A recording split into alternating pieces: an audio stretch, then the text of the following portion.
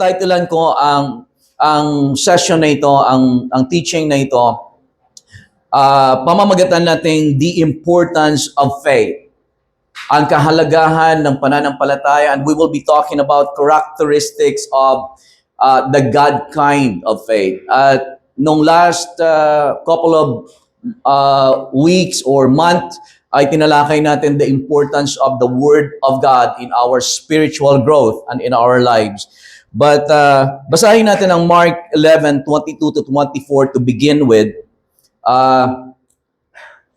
So Jesus answered and said to them, to his disciples, have faith in God.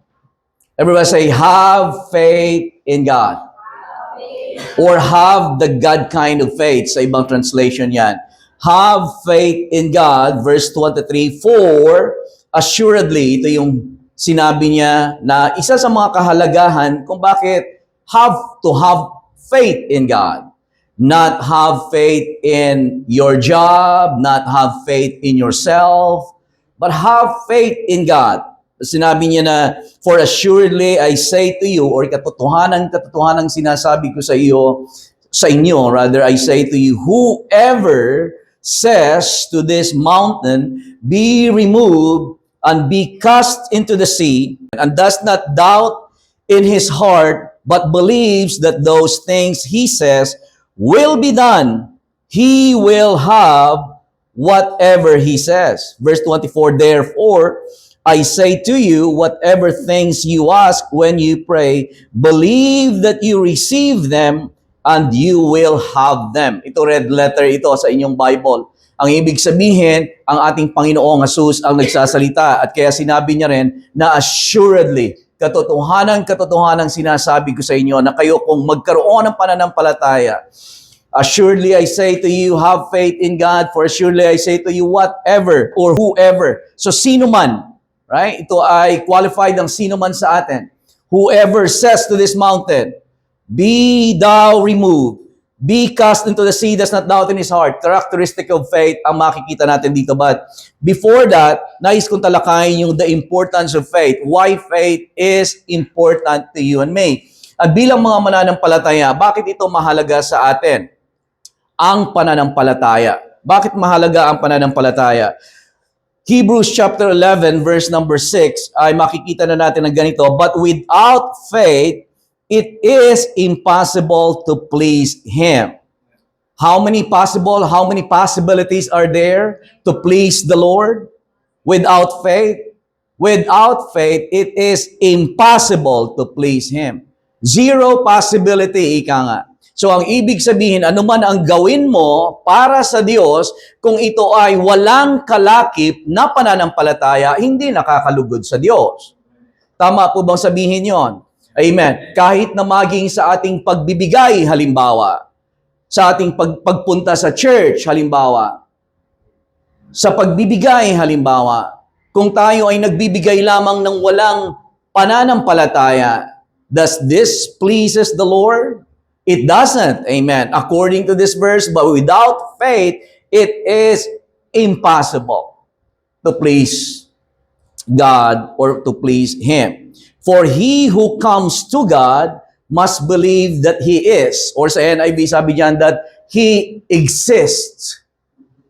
He who comes to God must exist, that He is real. That there is a God. Amen. Everybody say, there is a God. I believe that there is a God. And that is not me. Amen. Amen. There is a God. Do you believe? Do you personally believe that there is a God? There is a creator. There is this one who has created you on purpose and with a purpose. Naniniwala ka ba na ikaw ay meron kang katawan, meron kang ganyan, narito ka sa mundo? It's because there is a creator. And you are the created. Amen. And so, everyone who comes to Him, to God, must believe that He is, that He exists. Amen. And that He is a what? A rewarder of those who diligently seek Him. Amen. Because God exists, and we believe that He is, and He is a rewarder of those who diligently seek Him. So the importance of faith, why is it important for us to have faith? Because without faith, it is impossible for you and me to please God. Amen. But think about this. With faith, we can please God. We are able to please God with faith. Amen. But think about this. By faith, we are not only that we can please God, hindi lamang na tayo ay kaya nating malugod ang Diyos, but we can actually please God by having faith. Amen. You can please God. Do you want to please God? Amen. Kung bibigyan ka ng pagkakataon, gusto mo bang ma-please si Lord? Amen. I want to please you, Lord. And that is simply by having faith in Him. Father, I believe in you. I believe that there is a God. And Lord, I thank you that you are a rewarder of those who diligently seek you. Everything that we do in faith pleases the Lord. The importance of faith. Why faith is important? Why faith is important? Because without faith, it is impossible to please God. Ano man ang gawin mo, kung wala itong pananampalataya, hindi sinasamahan ng pananampalataya, hindi ito nakalulugod sa Diyos. Number two, faith positions, the importance of faith positions and enables us to receive from God. So dalawang bagay ang makikita natin dito. Bakit importante ang pananampalataya? Because faith, actually ito ay parang nag-i-explain ng number one, why faith pleases God. Because faith positions us and enables us to receive from God. Faith positions us. James chapter 1 verse 5 to 8, babasahin natin. Una, ang pananampalataya ay nagpuposisyon sa atin. Ibig sabihin, naglalagay sa atin sa lugar na kung saan kaya nating tumanggap mula sa Diyos. Kasi kung wala ka doon sa lugar na ikaw ay nasa posisyon na tumanggap sa Panginoon, hindi mo matatanggap kasi wala ka doon. Right? I remember halimbawa nung sinabi nung nilikha ng Diyos si Eva at si Adan at nilagay niya ito sa hardin. And then mag-fellowship. God created man for fellowship. And then nilagay niya doon sa hardin. At pagkatapos when they heard the sound of the Lord God walking in the garden in the cool of the day, bakit siya pumupunta sa hardin? For fellowship. Right? Pero ang Genesis chapter 3 verse 9, fellowship sana siya doon sa tao na na nilikha niya para mahalin, ibigin, pakitaan ng kabutihan. Pero Genesis chapter 3 verse 9, ano yung unang tanong na itinanong ng Diyos sa tao? Right? Where are you? Nasaan kayo? Right? So they lost that position in God. They fall from the glory of God. Amen? They were not in that position. Where are you? Nasaan ka? And so, I just remember that, but faith puts us in the position where we can receive from God. And without faith, it is impossible to please God because you are not in the position to receive from God. Nauunawaan pa po ba ninyo ako? Ang nature ng Diyos ay magbigay. Amen. It is His nature. God is not a taker. It is His nature to give. Katulad halimbawa ng mga scripture, babasahin na lamang natin mga scriptures halimbawa ng John 3:16, for example. In John 3:16, for God so loved the world that He gave. 84:11 rather, for the Lord God is a sun and shield, the Lord will give grace. Will give grace. So it is His will, it is His nature to give. Anong binibigay niya? Give grace and glory. No, how many things? No good thing will He withhold from those who walk uprightly. Right? So wala siyang itinatanggi sa atin na anumang mabuting bagay because it is in His nature to give. But without faith, it is impossible for us to please Him because wala na tayo sa posisyon. Right? Sa James chapter 1, verse number 5 to 8, if any of you lacks wisdom, let him ask of God, who gives to all. Ano yung klase ng pagbibigay niya? Who gives to all liberally and without reproach. And it will be given to him, but let him, verse 6, let him ask in what? In faith, with no doubting. For he who doubts is like a wave of the sea, driven and tossed by the wind. For let not that man, yung nagwi-waver, nagda-doubt, let not that man suppose that he will receive anything from the Lord. Bakit? He is a double-minded man, unstable in all his ways. So double-minded siya, hindi niya alam kung nasaan siya. Para siyang isang tao na he is sitting, standing between the fence. Yung para siyang nakatayo sa bakuran, sa gitna ng bakod. So ang isang paa niya ay naroon sa kabila, ang isang paa niya ay nandito sa kabila.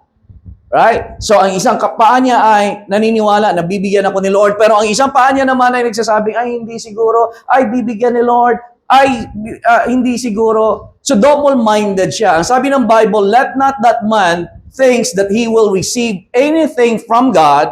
He is a double-minded man, unstable in all he does. So wala ka, ang faith ay naglalagay sa'yo sa posisyon na ikaw ay makatanggap mula sa Diyos. Nasusundan po ba ninyo ako? But without faith, it's impossible to please Him because you are not in a position to receive from God. Where are you? I want to pour out my blessing on you. I want to pour out my goodness to you. Amen. But where are you? If you don't have that faith, that coming to God, that we come to God in faith. James chapter 1, 6 to 8, ang sabi dyan sa Amplified, sa verse 6, only it must be in faith that he asks, with no wavering, no hesitating, no doubting. For the one who wavers, hindi ako nagsasabi nito mga kapatid, siya daw na nagdududa, nagwi-waver, naghi-hesitate, nagda-doubt, is like a billowing surge out of the sea that is blown hither and thither and tossed by the wind. So, tinutulak siya ng hangin doon, dito. Kaya, nasaan nga ba yung taong yun? Right? Kapag nanghihingi ka, bibigyan ka na sana ni Lord, pero nasaan ka ba? Nananampalataya ka, bibigyan ka na sana ni Lord, pero nagduda ka, sabi ni Lord, nasaan ka na? Faith positions us to receive from God. Amen. So it's important. Amen. And then secondly, faith enables us to receive from God. Not only pagkaparehas din yon, but faith positions and enables us to receive from God. There is only one way that we can receive from God. How many ways?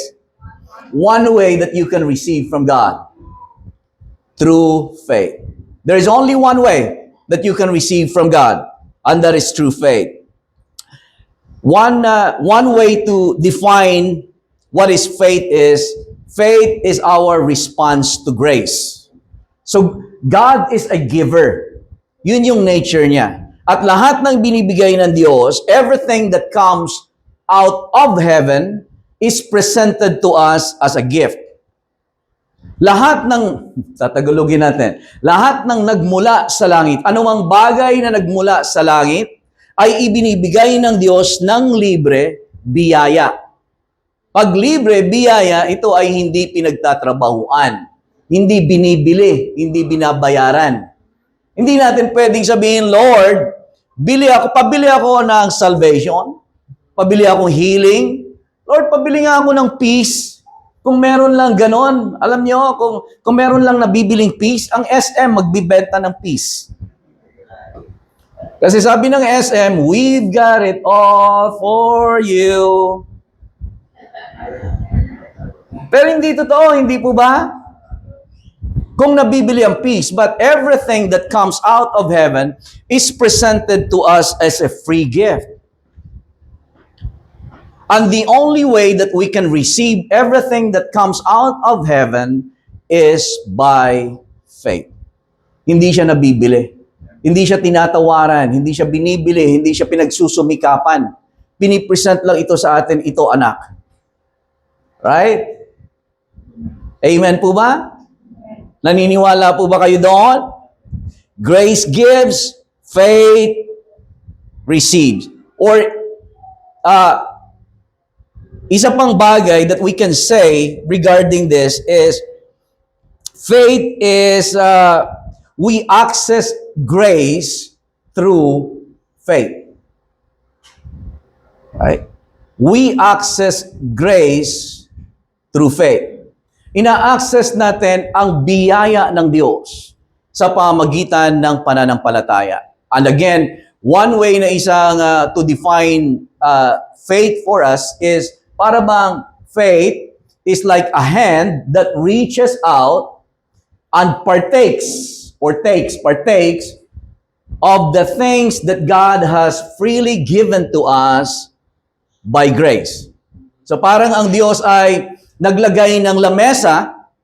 Actually, gayon ang parang talagang ginawa niya. The Lord has set a table before us in the presence of our enemies. Saan yung presence of our enemies? Sa mundo. Kahit na merong mga kaaway, right? But the Lord has set a table for us in the presence of our enemies. Ang tawag dyan, we can call that table grace table. Diyan sa grace table, provide yan ng kanyang bugtong na anak. Binayaran ng lahat ng yan. We don't even deserve salvation. We don't deserve any good thing. What we deserve is judgment mula sa Diyos. Nasusundan pa po ba ninyo ako? Yun ang deserve sana ng bawat isa sa atin sapagkat tayo naging kaaway ng Diyos dahilan sa kasalanan. We deserve nothing but judgment. But because of His mercy, His unfailing love, amen, God sent forth His Son, Jesus Christ, to die on the cross for us. Binayaran niya ang ating kasalanan. Tinubos niya tayo sa sumpa na dapat sana ang lahat ng sumpa ang dapat na mapunta sa atin. Kahirapan, dapat maghirap ka, yun yung nararapat sa iyo at sa akin. Kasi tayo nagkasala, sumpa. Nasusundan pa po ba ninyo ako? But Genesis chapter 3, verse number 13 to 14, tayo ay tinubos ng Diyos mula sa sumpa sa pamagitan ng si Jesus na hung on the cross upang sana sumpa ang tatanggapin natin but we receive. Basahin nga po natin, Sister Grace. Sa Galatians chapter 3, verse number 13. Galatians 3:13. Christ has redeemed us from the curse of the law. So niredeem tayo ni Kristo mula sa sumpa ng kautusan na hindi natin masunod. Sumpa ng pagkakasala. Right? Christ has redeemed us from the curse of the law, having became a curse for us. For it is written, cursed is everyone who hangs on a tree. Verse 14, that the blessing of Abraham might come upon the Gentiles through faith in Christ Jesus, that we might receive the promise of the Spirit through faith. So, ang sinasabi lang, Christ has redeemed us from the curse of the law, tinubos niya tayo mula sa sumpa, na sana yun yung ating dapat natatanggap, hindi po ba sumpa? Kahirapan, right? Sakit karamdaman, laging kakulangan. Tinubos tayo ng Panginoon doon para ano kanya ang ating tanggapin. Anong tatanggapin natin? That the blessing of Abraham might come to us. So yun ngayon yung karapatan natin. Kasi inako na ni Kristo Jesus, He became a curse for us. Kung babasahin natin sa Message Bible yan, it's very powerful. 13 ng Message Bible. Sa Message Bible, Christ redeemed us from the self-defeating cursed life. Alam niyo po ba na kung wala si Kristo, ganyan ang buhay ng isang tao? Self-defeating cursed life. Kahit na ano pa man ang ma-accomplish ng tao kung wala si Kristo, lahat ng yan self-defeating. Kahit ang kayamanan, kung wala kay Kristo, self-defeating yan siya. Ang ibig sabihin, sisirain ng buhay, ng kayamanan ang buhay mo. Katanyagan. Halimbawa, sisirain ng katanyagan ang buhay ng isang tao kung wala kay Kristo. Akala ng tao, akala niya, nakukuha niya. Akala niya, napapasaya niya ang sarili niya dahil sa may kayamanan siya, may pera siya. Pero sisirain ng buhay mo, ng kayamanan, ang buhay ng isang tao kung wala ito kay Kristo. Akala lang ng tao na yun ang pinupursu natin, na yun yung makakapag-ayos sa buhay natin. Hindi po ba? Sinasabi natin na kung magkaroon lang ako ng pera, masusolve lahat ng problema ko. Maging sikat lang ako, tanyag, kikilalanin ako. Right? Malulutas ang problema ko. Not so. Kasi without Christ, life is defined as self-defeating kind of life. Gaano man kayaman ang pera, gaano ka man kayaman at napakaraming pera. Ano ang sabi ng Panginoon? Ang sabi ng Panginoon, what good is it for a man if he gains the whole world, yet loses his own soul? Amen.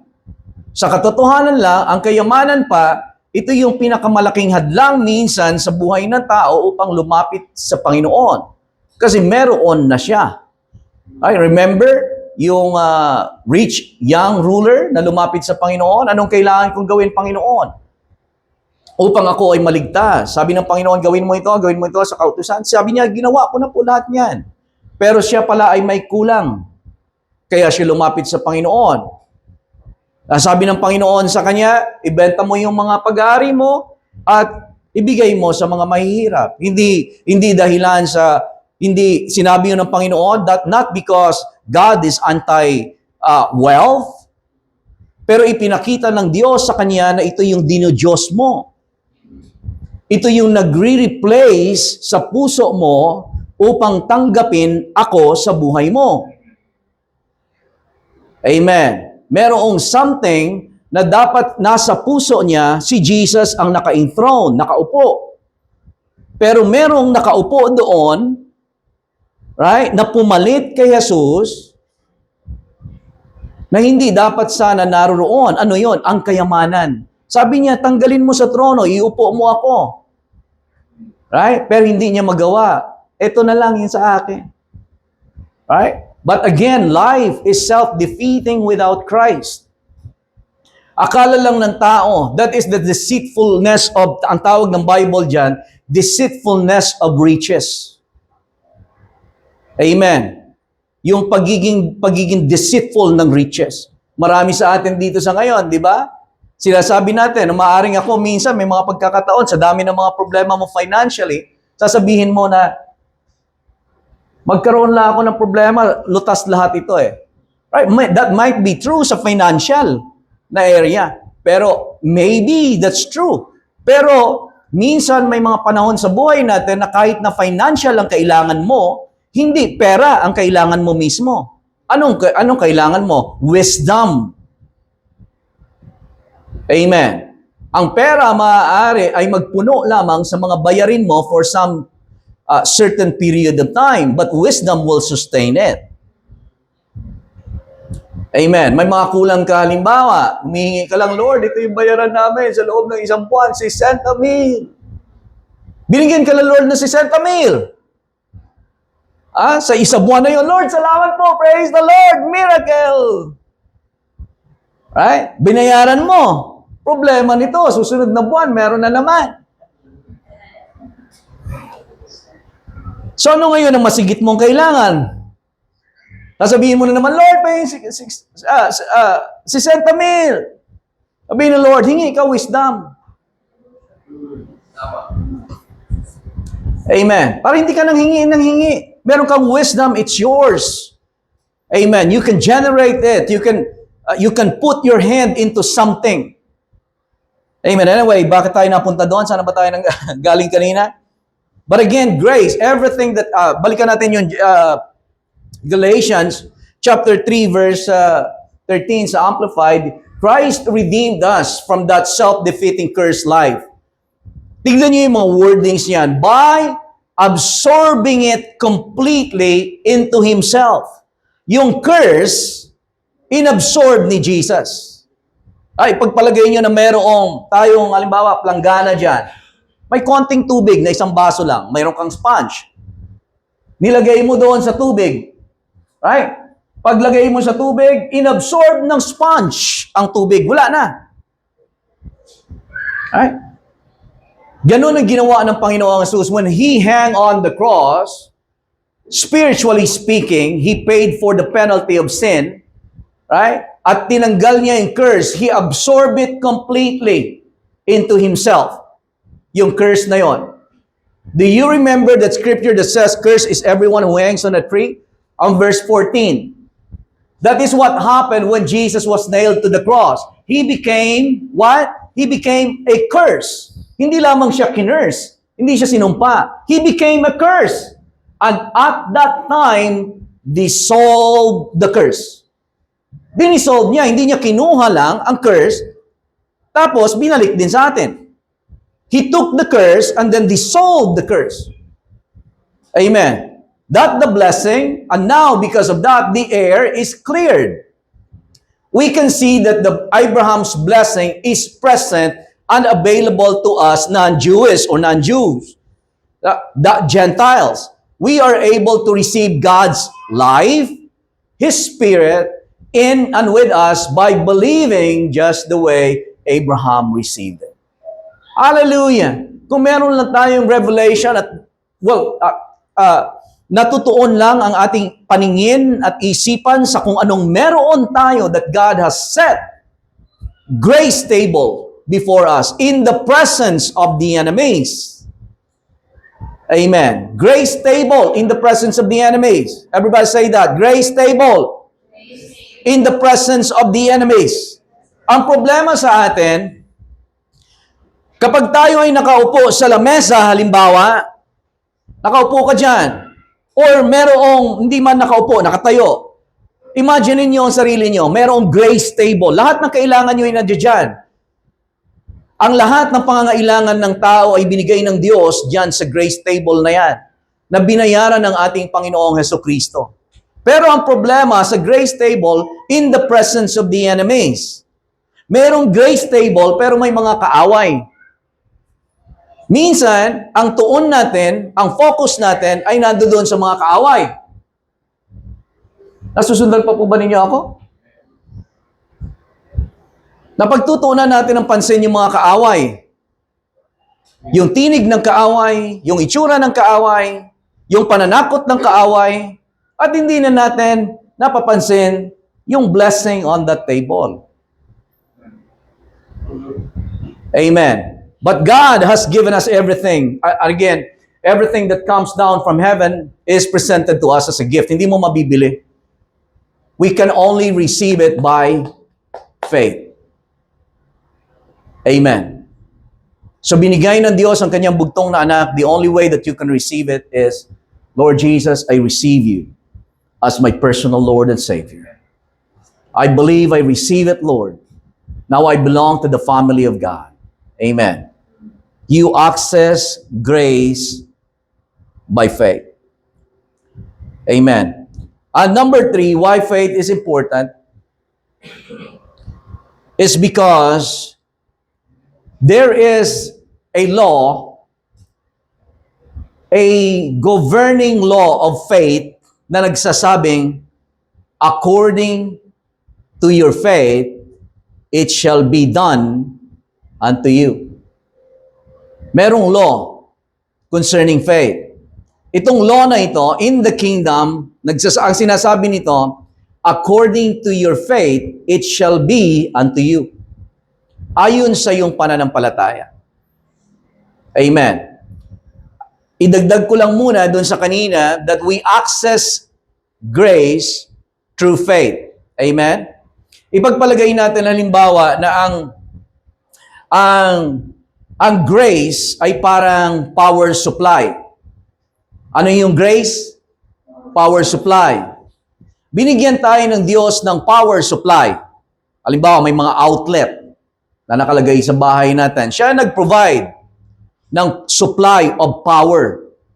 Right? Para bang tayo ay binigyan ng Diyos sa ating buhay ng biyaya, ng galing sa Diyos.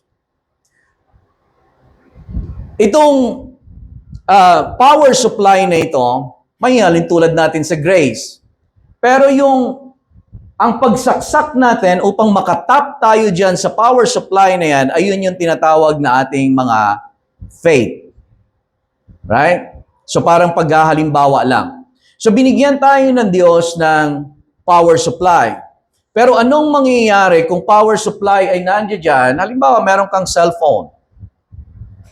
At hindi mo isinaksak ang charger doon sa power supply. Sa tingin mo, matcha-charge yung phone mo? Hindi. Amen? At kahit na ikaw, halimbawa, merong ilaw, kapag sinwitch mo ang ilaw, walang power supply, walang ilaw. Amen. Ngayon, dahil sa binigyan tayo ng Diyos ng power supply, hindi din tayo sinasabihan ng Diyos na, hindi naman, ang ginagawa ng Diyos rather, ay hindi yung siya pa rin mismo ang magsasaksak ng charger doon sa power supply para sa atin. Amen po ba? Pero madalas sa buhay natin, yun yung ginagawa natin. Na meron ng power supply, pero sinasabi parating kay Lord, Lord, bigyan mo ako ng kalakasan. Bigyan mo ako ng kagalingan. Well, you have to tap on that source by faith. Amen? Nasusundan po ba ninyo ako? At isa yan sa mga bagay, halimbawa, gumagamit tayo ng cellphone sa bawat araw. Gumagamit ba kayo ng cellphone sa bawat araw? Oh, hindi. Walang nagtaas ng kamay. Bawat oras po. Hindi lang bawat oras. Hindi lang bawat oras. Hindi na hihiwalay nga sa atin ang ating mga cellphones, hindi po ba? O sino dito nakaranas na maiwanan ng cellphone ninyo? Pupunta kayo ng Makati, naiwanan niyo yung cellphone niyo, nakatira kayo sa Cavite. Nakatira ka sa palagay Las Piñas. Pupunta kayo ng Makati, kung saan man kayo, nasa Baclaran na kayo, nakalimutan niyo yung cellphone niyo, anong gagawin niyo? Babalikan niyo pa, yung iba, babalikan eh.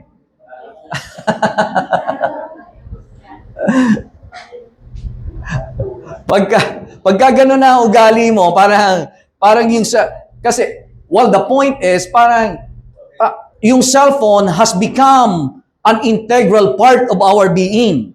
Parang kaya pagka sinabi natin, halimbawa, na ang cellphone mo ay lobat. Sasabihin mo, ano sasabihin mo? Lobat kasi ako eh. Right? Parang ang cellphone mo at ikaw ay iisa. Pero darating ang panahon sa pag-advance ng technology, ngayon ang cellphone mo ay dyan, gamit-gamit mo. Andyan yung laro. Andyan yung mga notes mo, andyan yung ganito, andyan yung pagtawag mo. Darating ang panahon na yung kapirasong device na yan, wala na sa kamay mo. Hindi mo na hinahawakan, hindi mo na maiiwan. Lalagay sa kamay mo. At nandoon na lahat. Doon mo na ma-access. Amen. Praise the Lord. Ang malamang, wala na tayo dito noon. Na-rapture na tayo. Kasi marurule na ng Antichrist ang mundong ito. Hallelujah. At salamat sa Panginoon na kahit bawat linggo lang, nagsasama tayo dito para tayo ay nakakapagpalakasan. Kasi kung hindi ka mag-iingat, baka darating ang panahon na ewan natin, baka hindi na si Jesus ang sasambahin mo. Dahilan sa pagmamahal mo sa mundo, right? Ngayon nga lamang, cellphone mo lamang kukunin, hindi mo na masamba si Jesus. Amen? Kuhanin lalo ba? Disiplinahin ka, yung mga kabataan yan. Disiplinahin ka na cellphone mo. Ano ka na dyan eh? Attach ka na dyan masyado. Pag kinuha yung cellphone, wala na. Galit ka na sa mundo. Galit ka sa tatay mo. Galit ka, ay, Jesus, Jesus. Amen. Kapalit ng cellphone. Amen? Kapalit ng mga bagay na minamahal natin. Yun yung puntos. So kung ngayon pa lamang, ganyan yung attitude ng ating generation, how much more in the future?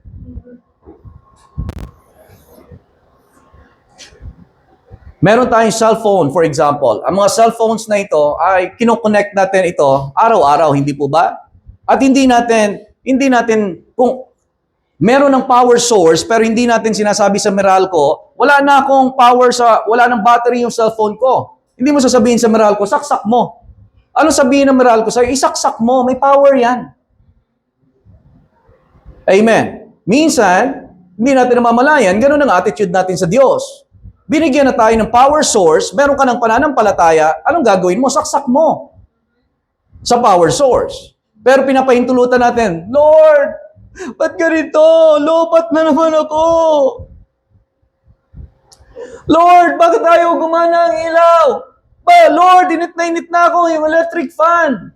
Lord, yung blower ko ayaw gumana, saksak mo. Amen. At ito ang isang bagay sa pananampalataya, hindi mo isinasaksak ng isang beses. Amen. Sino sa inyo nagsaksak ng isa ng cellphone ninyo, chinyarge niyo, at pagkatapos noon, all throughout the year, all throughout na panahon na ginagamit mo yung cellphone mo, isang beses mo lang sinaksak? Right?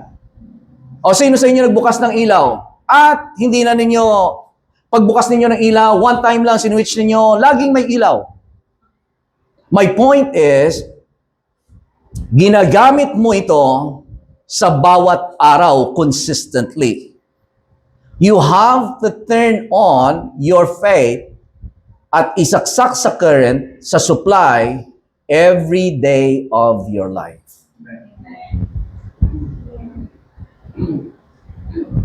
Yun yung disenyo ng Diyos. Kaya binigyan niya tayo ng sa bawat araw ay bagong araw na nagmamark seasons sa mundong ginagalawa natin physically. Dalawang bagay yan, isang kagandahan nito na sa bawat araw, sariwa. The mercies of God are new every morning. Kahit na ano nagawa mo kahapon, pag araw ng bukas, you decide to go back to God, still, yung kanyang mercy are new every morning. Amen. O ang tanong ko, bakit hindi tayo binigyan ng Diyos ng pagkain na isang beses lang tayo kakain for the rest of our lives? Ba't kaya ganon? Right? The same with faith. Sa pananampalataya, ganon din. That you have, ang sabi ng Panginoon, man shall not live by bread alone, but by every word that comes out of the mouth of God. So sa bawat araw, you have to maintain the faith. You have to feed on the word. Amen. It's a design na pinapakita sa atin ng Panginoon. Hindi ka kakain ng isang beses lang sa isang araw o 3 beses sa isang araw tapos na. Hindi ka nakakain for the rest of your life. No? Faith is the same thing. That we access grace on our daily lives. Because what we believe today, what we have faith today, is not a guarantee that we will have the same faith tomorrow. You have to sustain. You have to live on a daily trust and dependence on God.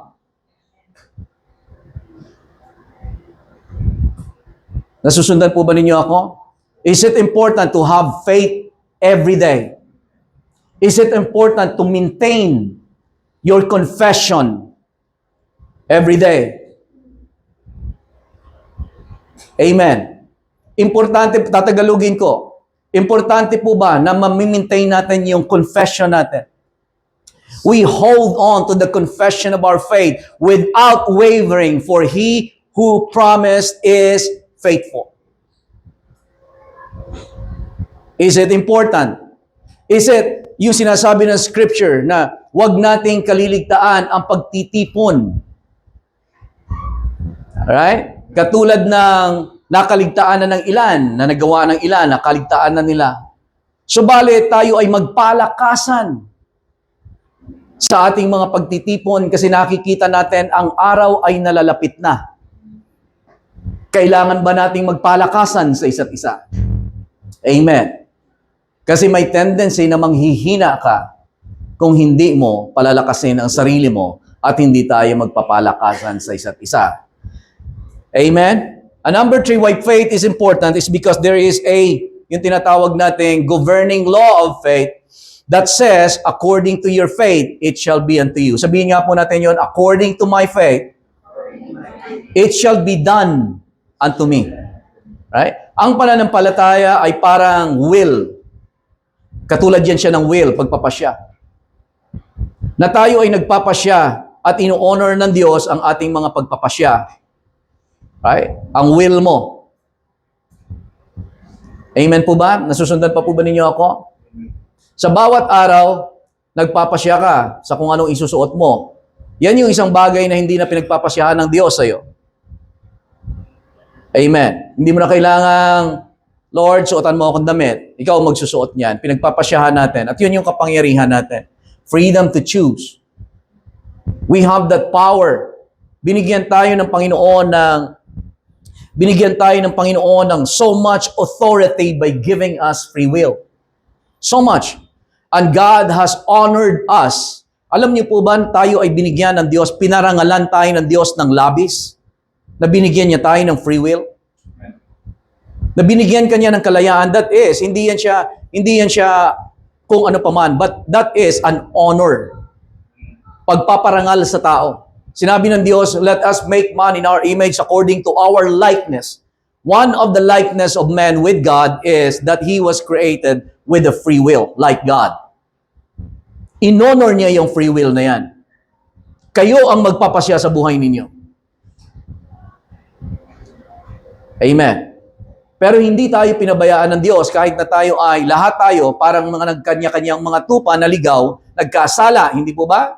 Isaiah 53. Pero binigay pa rin ng Panginoon ang kanyang bugtong na anak upang ibalik tayo at ibigay yung supply. Amen. Heavenly supply. Na meron tayong pagsasaksakan ng ating pananampalataya and then nangyayari ang kalooban ng Diyos sa buhay natin.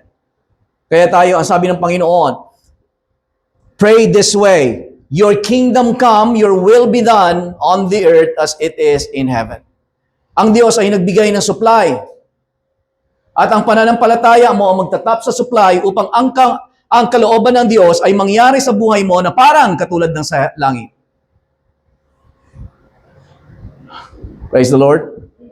Nasundan po ba ninyo yon?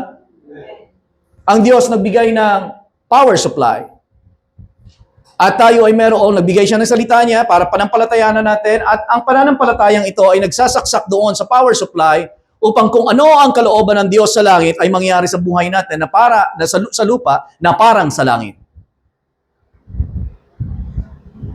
So God wants us to live this life na ayon doon sa kalooban niya sa atin. Katulad ng sa langit. Hallelujah! Nasusundan pa po ba ninyo ako? Si Jesus napunta sa lupa, galing sa langit. Hindi lamang para kapag tayo ay namatay, dalhin tayo sa langit. Si Jesus mula sa langit napunta sa lupa upang dalhin ang langit sa lupa. Na dito sa lupa ay kaya nating mamuhay ng parang sa langit.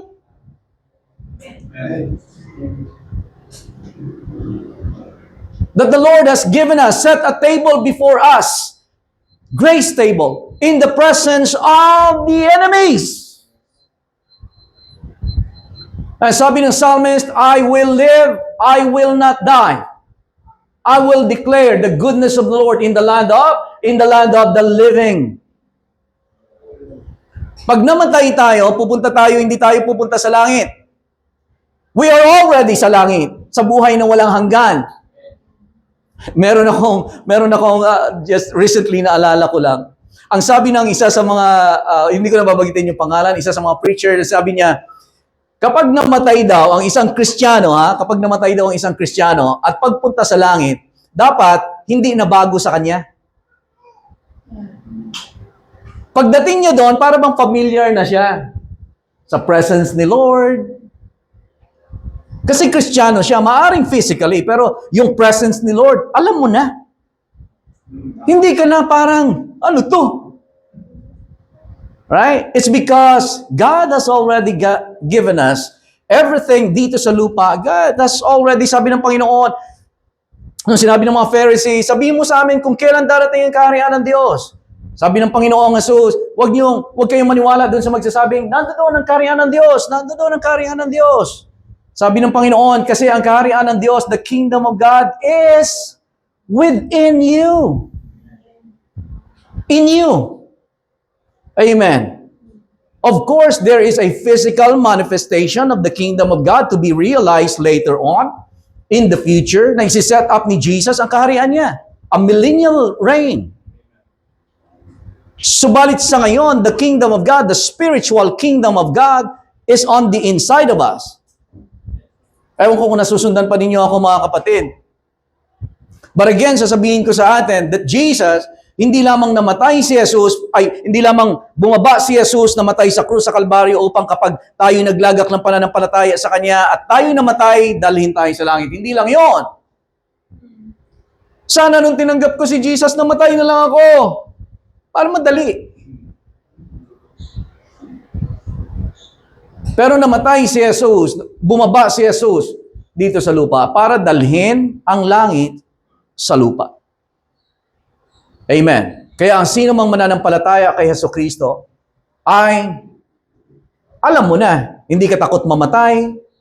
Right? John 5:24, he who believes in me, right? He who believes in him who sent me and believes in my word has everlasting life. He has crossed over from death to life, and he will no longer be judged. Colossians chapter 1, verse 13, 14. He has translated us from the power of darkness into the kingdom of the Son of His love. Nilipat na tayo. Amen. Praise the Lord. According to your faith, it shall be done unto you. Tingnan natin yung mga verses na ito, Matthew chapter 9, verse 20. Okay pa po kayo? Oh, ako medyo okay pa rin. Matthew chapter 9, verse 20 to 22. According to your faith. Why faith is important? Because according to your faith. At ulitin ko ulit. Faith is like your will. It is your power to choose.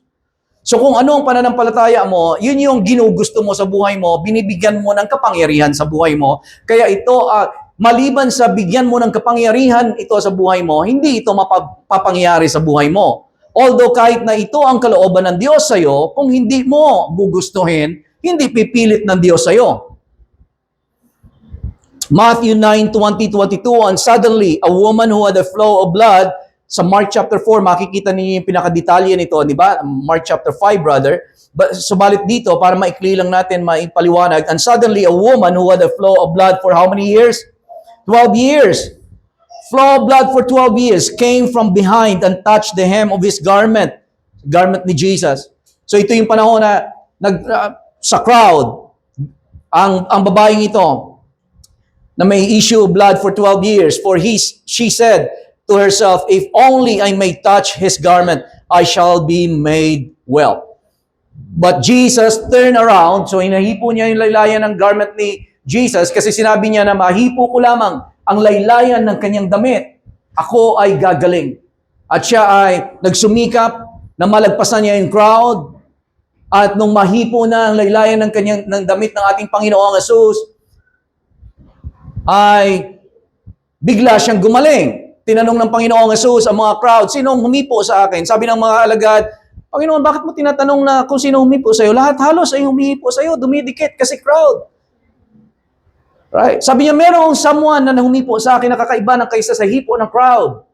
Merong humipo sa akin na merong pananampalataya. For without faith, it is impossible to please God. But Jesus turned around and when he saw, he said to her, be of good cheer, daughter. Now, pakinggan ninyo yan. Yung phrase na yan, sinabi niya, your faith has made you well. What made her well? Her faith. Amen. Hindi sinabi ng Panginoon, lumingon siya, lucky day. This is your lucky day. Amongst the crowd, ikaw lang. Right? Parang merong ruleta sa heaven at inikot ng ganon at yung babae. Amen. Hindi din sinabi ng Panginoon kapansin-pansin. Alam natin na sinabi ng Panginoon na, of course, ang kapangyarihan ng Panginoong Jesus ang siyang nagpagaling sa kanya. Amen. Pero hindi niya sinabi, mapalad ka babae, pinagaling ka ng kapangyarihan ng Diyos. Hindi din yun ang sinabi niya. Ano sinabi niya? Your faith has made you well. Amen. Why faith is important? Because her faith made her well. Your faith will make you well. Ang pananampalataya mo, again, it is according to your faith. Matthew chapter 9, 27 to 29. When Jesus departed from there, two blind men followed him, crying out and saying, Son of David, have mercy on us. Verse 28, and when he had come into the house, the blind men came to him, and Jesus said to them, Do you believe that I am able to do this? Naniniwala ba kayo na kaya kong gawin ito? So sabi niya, they said to him, Yes, Lord. Then he touched their eyes. At ano sinabi niya? Saying, according to your faith, let it be to you. Bakit hindi niya na lang pinagaling kaagad?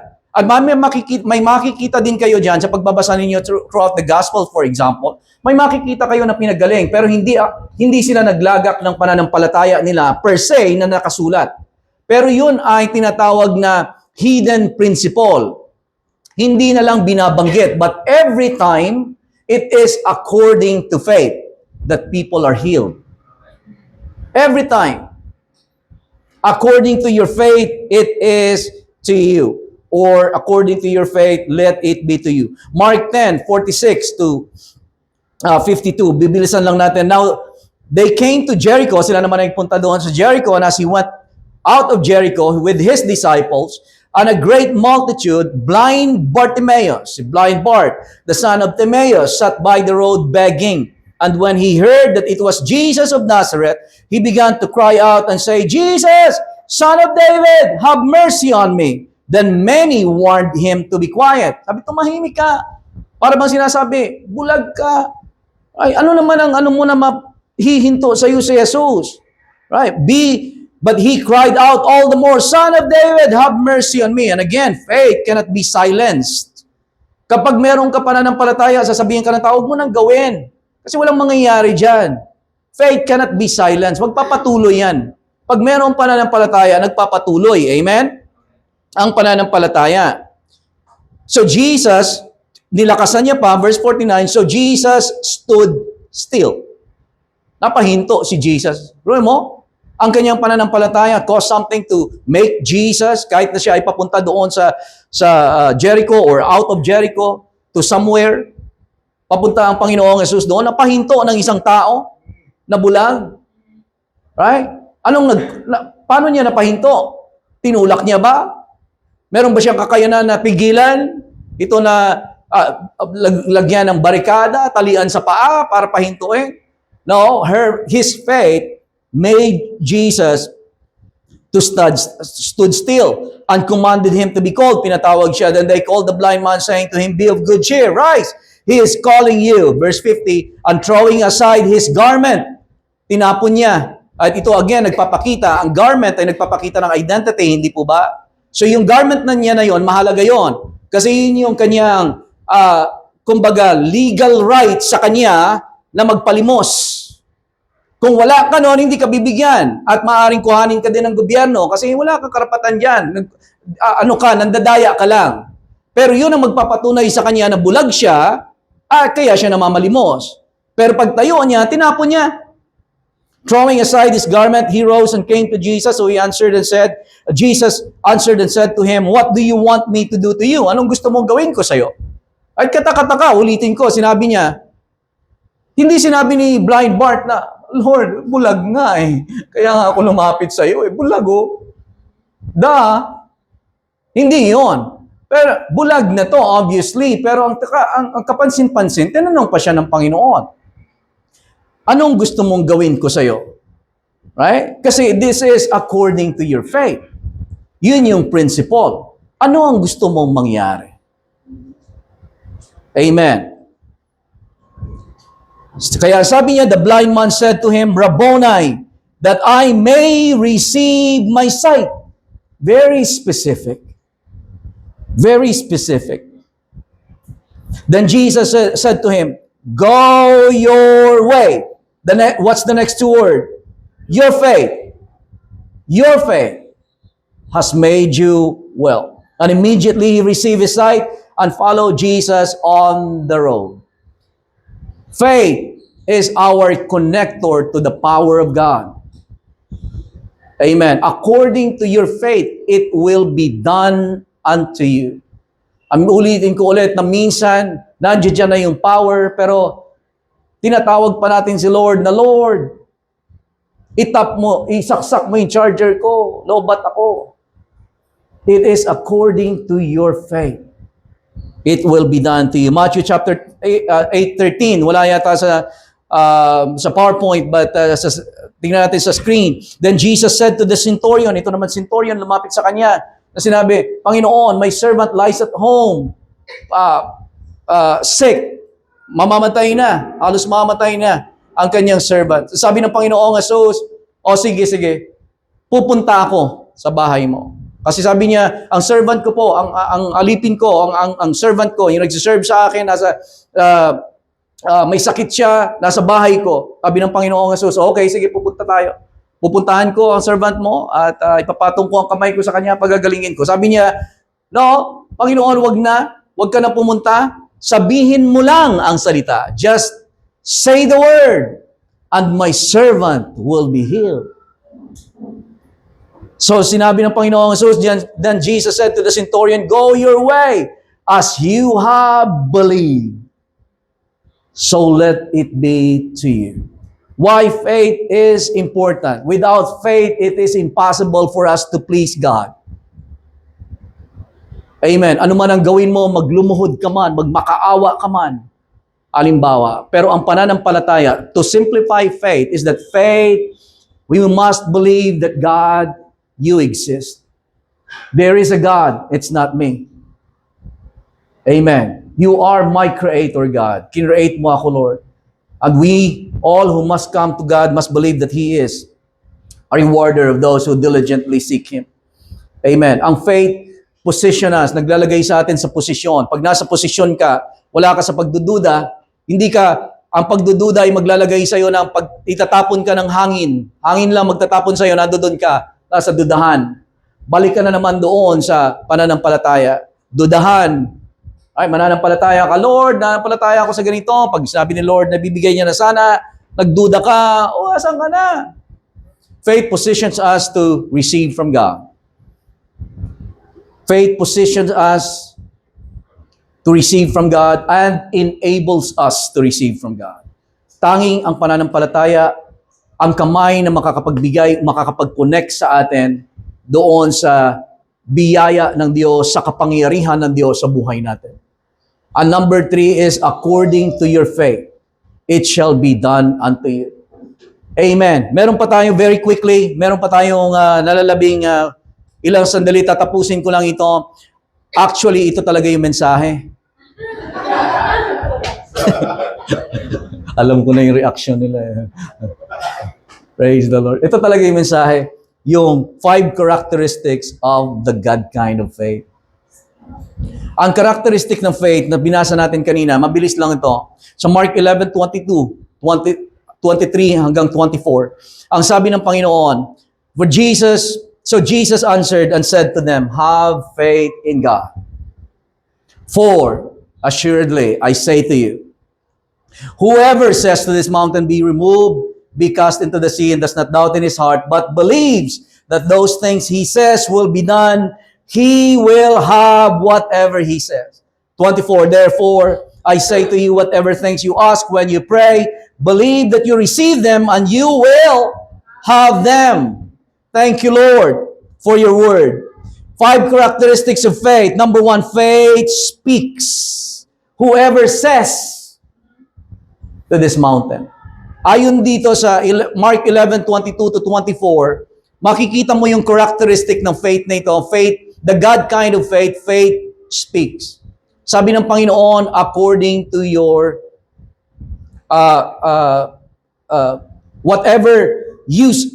whoever says to this mountain. Right? Matthew chapter 7 verse number 20, mabilis lang ito. So Jesus said to them, because of your unbelief, for assuredly I say to you, If you have faith as a mustard seed, you will say to this mountain. If paraphrase natin, if you have faith, you will say. Amen. Faith always speaks. Faith is not quiet. Kaya minsan talaga sa atin, nagwa-wonder ako, kung tahimik tayo, nagwa-wonder talaga ako kung nananampalataya tayo. Kahit na sa ating praise and worship, nakatuod lang tayo, iniisip ko talaga kung nananampalataya ba ito. Kasi kung may pananampalataya tayo, bubuka ang bibig mo. Ang unang gagalawin ng pananampalataya, alam mo kung ano? Bibig mo. Amen. Minsan, pupunta tayo ng church, tahimik na tahimik tayo. Sinasabihan na tayong, let's rejoice! Let's praise God! Praise the Lord. Tahimla pa rin. Hindi ko sinasabing mali. Ibig ko sabihin, hindi ko kayo condemn. It's up to you. But I wonder if there's really faith in you. Kasi ang unang gagalawin ng pananampalataya bago ang mountain, alam niyo kung ano? Ulitin ko ulit. Bago galawin ng pananampalataya yung mountain para i-remove, gagalawin niya muna yung dila mo. Amen. Ulitin ko ulit. Di ba minsan tayo, Lord, galawin mo yung mountain. Ay, yun yung iniisip natin, yun yung hinihingi natin. Pero bago magalaw yung mountain at ma-remove, may gagalaw muna sa'yo. Anong gagalaw sa'yo? Bibig mo. Dila mo. Kung merong pananampalataya, if you have faith, you will speak, you will say. Amen. And then faith number 2, characteristic of faith. Bibilisan ko na lamang dito, characteristic of faith number 2, ayon doon sa Mark chapter 11, 22 to 25 to 24 na yan, is that faith refuses to doubt. Have faith in God. For, sabi ni Jesus, assuredly I say to you, whoever, number 1, says to this mountain, be removed, be cast into the sea, and does not doubt in his heart. So doubt is in your heart. Nakakapag-contaminate siya ng faith. Amen. Pag magda-doubt, minsan sa atin, sa generation natin, parang okay lang ang mag-doubt, hindi po ba? Pero sa totoo lang, in God, doubt is not okay. Ang doubt ay maglalagay sa'yo na kung saan magre-remove sa'yo in that faith realm pag nagda-doubt ka na. Kaya you have to stand your ground in faith. Kung ano ang pinananampalatayanan mo ngayon, huwag mong pababayaan na i-remove ka ng pagdududa mo. Amen. Upang hindi mo na pananampalatayanan ito sa mga darating na panahon. Yun yung mga minsan hindi natin nare-receive yung ating manifestation ng healing, manifestation ng provision, manifestation ng pinanampalatayanan natin na sarili nating bahay. Kasi sa ngayon, nananampalataya tayo, Lord, according to your word, let it be to me ngayon. Pero paglipas ng panahon, right? Paglipas ng panahon, wala na. Lord, pinanampalatayanan ko ng asawa ko, makakasama ko sa simbahan in Jesus' name. According to your word, that those who believe in the Lord Jesus Christ and you will be saved, you and your household. Lord, paglipas ng panahon,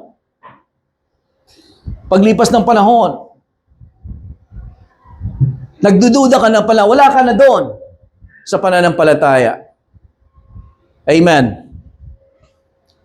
Have faith in God, for assuredly I say to you, whoever says, number 1, to this mountain, be thou removed, be cast into the sea, and does not doubt, number 2, in his heart, but believes that those things he says will come. But number 3, believes that those things he says will come to pass. So believe, refuse to doubt. Faith speaks, refuses to doubt, but believes. Itong believes na ito ay may S. Ang tawag ko dyan, ayon sa napag-aralan ko sa English, nung ako ay nag-aaral pa, nung ako elementary, ito ay continuous tense, continuous present tense, na palagian na pananampalataya. Believes, patuloy na pananampalataya. But believes in his heart that those things he says will come to pass. He will have whatever he says. Verse 24. Ang sabi niya, kaya verse 24, ang sabi niya, ano ang verse 24? Therefore, I say to you, whatever things you ask. Right? So number 4, na characteristics ng God kind of faith is faith asks. Meron sinabi sa Matthew chapter 7, John chapter 15, verse number 7, John 15:7. If my word abides in you, if you remain in me, or if you abide in me and my words abide in you, you shall ask whatever you wish, and it will be given unto you. If you abide in me and my words abide in you, you will what? Ask what you desire, and it shall be done to you. Faith asks. Ang pananampalataya ay humihingi. Right? Hindi yun siya, Lord, bahala ka na lang. Right? Ang pananampalataya ay nag-aas, katulad ng blind Bartimaeus. Sabi ng Panginoon, anong gusto mong gawin ko sa iyo? What do you want? Lord, that I may receive my sight. Hindi sinabi ng Panginoon, ay, bulag ka nga, pagagalingin kita. Baka hindi naman yun ang kailangan at gusto niya. You have to ask. Amen. And number 5, faith, characteristic of faith is faith receives. Maliban sa pag-a-ask mo, ang sabi ng 24, Therefore I say to you, sa 24, therefore I say to you, whatever things you ask when you pray, believe that you receive them and you will have them. Faith receives. Amen. Ang pananampalataya ay tumatanggap. Kung paano ka nanghingi ng merong pananampalataya, dapat matuto tayong tumanggap ng merong pananampalataya. Anong ibig ko sabihin? Kahit hindi mo pa nakikita yung hinihingi mo sa panalangin, ang panalangin may pananampalataya ay tumatanggap kahit hindi pa nakikita. Amen. Faith receives. Therefore, I say to you, whatever things you ask when you pray, habang ikaw ay nananalangin, when you pray, believe that you receive. When you pray. And you will have them. You will have it. But you have to believe that you have them when you pray. And you will have them. Amen. Characteristic of faith. At kung dadagdagan mo pa yan ng isa, sa verse 25, faith forgives. Therefore, if you stand praying, and if you remember, verse 25 nga, Sister Grace. Dagdag lang yan. Faith forgives. Mark 11:25. And whenever you stand praying, if you have anything against anyone, forgive them, that your Father in heaven may also forgive your trespasses.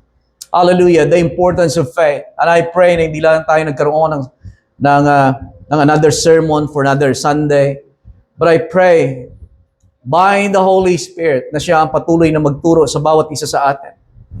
That faith is important because without faith, it is impossible for us to please God. Gaano man tayo maghirap. Without faith, it is impossible to please God.